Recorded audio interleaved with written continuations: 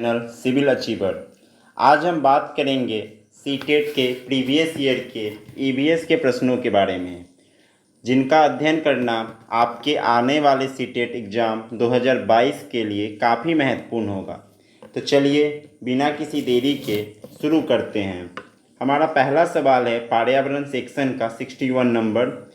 जीव जंतु पर आधारित पाठ को पढ़ाने के बाद शीतल कक्षा 4 के शिक्षार्थियों के लिए चिड़ियाघर का भ्रमण का आयोजन करती है।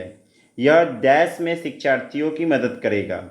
तो जब भी ईवीएस में यानी पर्यावरण अध्ययन में चिड़ियाघर भ्रमण की बात हो या क्षेत्र भ्रमण की बात हो, तो इसका मकसद यही होता है कि इसे शिक्षार्थियों को वास्तविक जीवन से जोड़ा जाए ताकि उन्हें वास्तविक जीवन का अनुभव प्राप्त हो सके।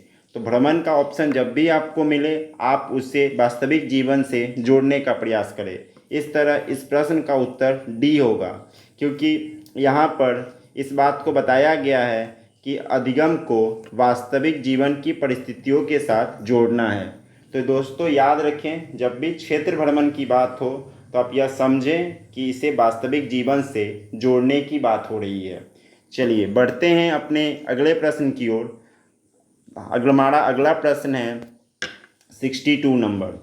शालिनी कक्षा 5 के शिक्षार्थियों को पोषण पर आधारित प्रकरण यानी टॉपिक से परिचित कराना चाहती है, तो वो क्या करेगी? तो अगर हम किसी टॉपिक को पढ़ा रहे हैं और बच्चों को उससे परिचित कराना चाहते हैं, तो सबसे अच्छा तरीका यही है कि हम उन्हें अलग अलग तरीक़ों से चीज़ों को दिखाएं, उसका खुद बच्चों को अवलोकन करने दें और बच्चों को उसके बारे में समझाएं ताकि बच्चे उसके बारे में अधिक से अधिक जान सके। तो इसके अनुसार हमारा ऑप्शन फर्स्ट होगा कि बच्चों को चाहिए कि वे अपने अपने टिफ़िन बॉक्स खोलें, अपने तत्वों का अवलोकन करें और उसके बाद उन्हें व्याख्या करनी चाहिए। इससे बच्चे अच्छे से सीख पाएंगे। वीडियो अच्छे लगे तो लाइक सब्सक्राइब करें। इस चैनल पे आप लोगों को सीटेट के सभी प्रीवियस ईयर क्वेश्चन करवा दिए जाएंगे, वो भी एग्ज़ाम से पहले। बढ़ते हैं अगले क्वेश्चन की ओर। हमारा अगला सवाल है 63 नंबर। 63 नंबर प्रश्न की बात करें तो आपको पूरा पैराग्राफ में ऐसे शब्द को ढूंढना है जिससे आप आंसर तक पहुंच जाएं। तो यहाँ बात करें तो इसमें दिया गया है कि मैं गांव से आया हूँ, हमारे गांव में अत्यधिक वर्षा होती है, इसलिए हमारे घर धरती से लगभग 10 से 12 फुट ऊंचे बने होते हैं। इन्हें मजबूत बांस के खंभों पर बनाया जाता है और ये घर अंदर से लकड़ी के बने होते हैं। तो यहाँ पर जो हमारा क्लू वर्ड है वो है बांस, यानी क्वेश्चन में पूछा जा रहा है कि बांस के पुल कहाँ मिलते हैं। तो गाइस बांस के पुल असम में मिलते हैं। अगर एग्ज़ाम में पैसेज मिले तो उससे घबराना नहीं है, बल्कि उस शब्द को ढूंढना है जिसके द्वारा आप आंसर तक पहुंच सकें। तो हमारा यहाँ क्लू वर्ड है बांस, यानी बांस के पुल कहाँ मिलते हैं तो असम में मिलते हैं। और अगर बांस की बात करें तो ये 10 से 12 फुट लंबे भी होते हैं। बढ़ते हैं अपने अगले सवाल की ओर। हमारा अगला सवाल है कि हमारे देश में किस भाग में खाने की चीज़ जैसे टैपियोका और नारियल को लोग घर के आंगन में भी उगाते हैं और इनका स्वाद भी अच्छा होता है। तो जैसे ही नारियल और टैपियोका, ये मेन हमारा कीवर्ड है। अगर इसको देखा जाए तो टैपियोका और नारियल ये दोनों केरल के मुख्य व्यंजन हैं जिसे हम घर में भी उगाते हैं। वीडियो अच्छे लगे और ज़्यादा से ज़्यादा प्रीवियस ईयर क्वेश्चन पाने के लिए वीडियो लाइक और सब्सक्राइब जरूर करें। बढ़ते हैं अगले सवाल की ओर। हमारा अगला सवाल है 65। कौन सा पक्षी काफ़ी हद तक अपनी गर्दन पीछे तक घुमा सकता है? तो उल्लू वह जंतु है, पक्षी है जो अपने गर्दन को पीछे तक घुमा सकता है, जबकि मैना अपने गर्दन को झटके के साथ आगे पीछे करती है। वही कोयल वह पक्षी है जो दूसरे के घोंसले में अपना अंडा देती है। बात करें अगर अगले प्रश्न 66 नंबर की, तो ब्रेल लिपि में मोटे कागज़ पर उभरे बिंदु बने होते हैं, यह कितने होते हैं? तो अगर ब्रेल लिपि की बात करें तो इसमें कुल 6 बिंदु होते हैं। यह लिपि लुईस ब्रेल ने बनाई थी ताकि दृष्टिबाधित जो अंधे बच्चे हैं वो आसानी से पढ़ाई लिखाई कर सकें। तो ये याद रखिए कि ब्रेल लिपि में कुल 6 बिंदु होते हैं। बढ़ते हैं अपने अगले सवाल की ओर। हमारा अगला सवाल है कौन पर्यावरण की कक्षा में रूपात्मक आकलन का समुचित कार्य नहीं है?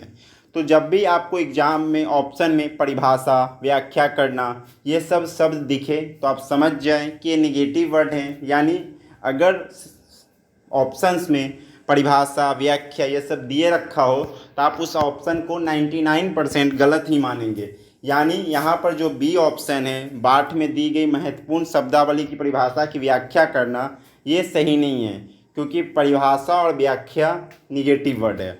बढ़ते हैं अपने अगले प्रश्न की ओर। हमारा अगला प्रश्न है, कक्षा 5 के शिक्षार्थियों को जिज्ञासा जागृत करने का सबसे प्रभावी तरीका क्या है? तो अगर कक्षा 5 के विद्यार्थियों को अगर जिज्ञासा देना है तो यहाँ दो ऑप्शन काफ़ी क्लोज है। पहला, गहन जांचपरक और कल्पनापरक प्रश्न पूछना, और दूसरा, अधिक हस्तपरक अनुभव प्रदान करना। तो गाइज हमेशा याद रखें कि अगर जो बच्चे जितना खुद से करके सीखेंगे उससे बेहतर कुछ नहीं हो सकता। तो हम जितना ज़्यादा उन्हें हस्तपरक अनुभव देंगे बच्चे उतना अच्छा सीखेंगे। जैसे बच्चों से मोतियों की माला बनवाना। बढ़ते हैं अपने अगले सवाल की ओर। हमारा अगला सवाल है खेजड़ी के वृक्ष के बारे में। खेजड़ी वृक्ष, इन सभी प्रश्नों को अगर आपको हल करना है तो आप कम से कम NCERT 3, 4, 5 पढ़ें, क्योंकि क्वेश्चन वहीं से सीधे कट पेस्ट होते हैं। अगर खेजड़ी वृक्ष की बात करें तो हमारा पहला ऑप्शन है, यह वृक्ष मुख्यतः रेगिस्तान क्षेत्र में पाया जाता है। तो ये बात बिल्कुल सही है। दूसरे बात कि इसमें अधिक जल की आवश्यकता नहीं होती, ये भी बात सही है। तीसरा, यह छायादार वृक्ष है जिसकी छाया में बच्चे खेलते हैं, ये भी सही है। लेकिन यह अपने तने में जल जमा नहीं करता, क्योंकि ऐसा ओक का पौधा करता है। तो ये ऑप्शन गलत है। अगर आप ऑप्शन से डी को एलिमिनेट कर दें तो हमारे पास ऑप्शन बी बचते हैं, A, B, C, जो तीनों सही हैं। बढ़ते हैं अपने अगले प्रश्न की ओर। हमारा अगला प्रश्न है, बिहार राज्य के लोग मधुमक्खी पालन कब शुरू करते हैं? तो अगर बिहार राज्य की बात करें या किसी भी राज्य की, तो मधुमक्खी पालन का सही समय होता है अक्टूबर से दिसंबर महीना, जो मधुमक्खी पालन के लिए बेहतर होता है। अगर मधुमक्खी पालन की बात करें तो इसे साइंस के लैंग्वेज में एपीकल्चर कहा जाता है। बढ़ते हैं अपने अगले प्रश्न की ओर। हमारा अगला प्रश्न है कि अगर 1 महीने के लिए बिजली ना हो तो हमारा जीवन किस प्रकार प्रभावित होगा? तो ऐसा प्रश्न इसलिए पूछा जाता है ताकि बच्चों के मस्तिष्क को सोचने समझने को चेक किया जा सके। अगर ये भी प्रश्न दिया गया हो कि अगर आपके पिताजी ठेला लगाते तो क्या होता, तो इस तरह के सवाल अक्सर बच्चों के कल्पना को और चिंतन को जांचने के लिए दिए जाते हैं। तो जब भी आपको एग्जाम में इस तरह के क्वेश्चन मिले जिससे आपसे पूछा जाए तो आप यह समझे कि ये सवाल कल्पनाओं से जुड़े हुए हैं, चिंतन शक्ति, सोचने समझने से जुड़े हुए हैं। बढ़ते हैं अपने अगले प्रश्न की ओर।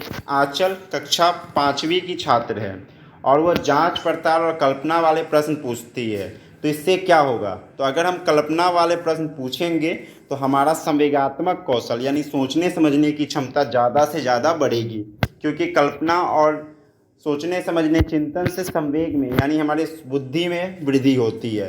तो गाइज आज इतने ही क्वेश्चन थे। वीडियो को कम से कम आप लोग सब्सक्राइब जरूर करें ताकि सारा यहाँ पे दिया जा सके। वीडियो अच्छी लगे तो चैनल को लाइक सब्सक्राइब करें। थैंक्स। हाँ क्या?